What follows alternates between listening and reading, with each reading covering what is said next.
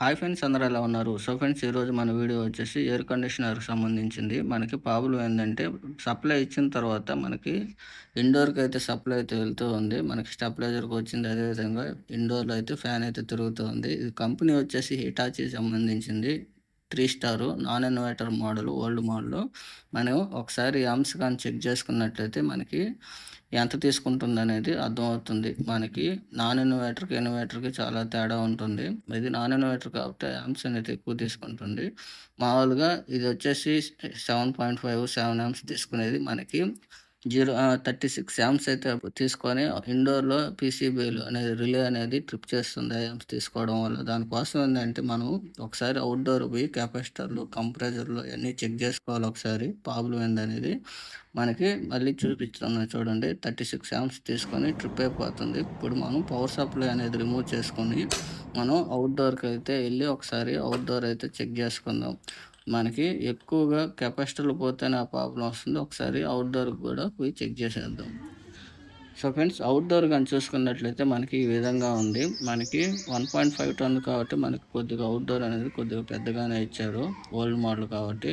Inverter model అయితే కొద్దిగా design అయితే తగ్గించి అయితే వస్తున్నాయి ఇప్పుడు. మనకి పైన ఇది ఓపెన్ చేయాలంటే మనకి పై టాప్‌లో ఉండే స్క్రూలన్నీ కూడా రౌండ్‌గా ఉంటాయి. అయన్నీ ఓపెన్ చేసుకున్నట్లయితే మనకి పైన కవర్ అనేది ఓపెన్ అయిపోతుంది. మనకి అది ఓపెన్ అయిపోయిందంటే మనకి ఈజీగా ఉంటుంది. కెపాసిటర్లు అవి మార్చుకునేదానికి గానీ, చెక్ చేసుకునేదానికి గానీ. అది ఓపెన్ చేసిన తర్వాత అయితే మనకి 2 కెపాసిటర్లు అయితే ఉంటాయి. ఒకటి పెద్దదొచ్చేసి మనకి ఇదొచ్చేసి పైన ఉండే పెద్దదొచ్చింది కదా! అది కంప్రెసర్‌కి పోయేది.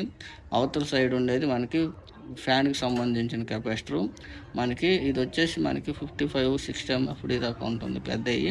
ఇప్పుడు ఒకేసారి మనం కంప్రెసర్ రెసిస్టెన్స్ వాల్యూ చెక్ చేసుకోవాలి. అట్లాగే కెపాసిటర్ బాగుందో లేదో అనేది ఎంఎఫ్‌డి అనేది చెక్ చేసుకోవాలి. ఇదొచ్చేసి 60 ఎంఎఫ్‌డి.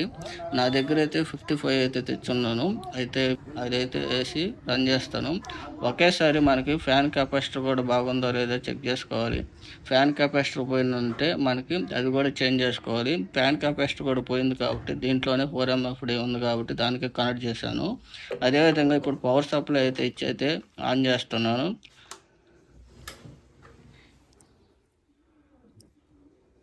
మనకి ఇండోర్ అయితే సప్లై అయితే ఆన్ అయింది. ఇప్పుడు అవుట్‌డోర్ యామ్స్ అనేది ఎంత తీసుకుంటుందనేది ఒకసారి చెక్ చేసుకోవాలి.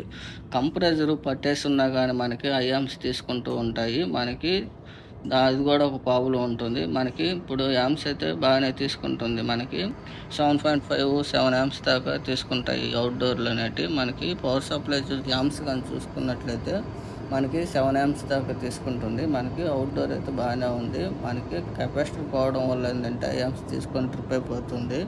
ఎక్కువగా మనకి సర్వీసింగ్‌లు తక్కువ చేపియడం వల్ల ఏందంటే కంప్రెసర్ మీద భారం పడి ఎక్కువగా రిపేర్లు వచ్చే అవకాశం ఉంటుంది.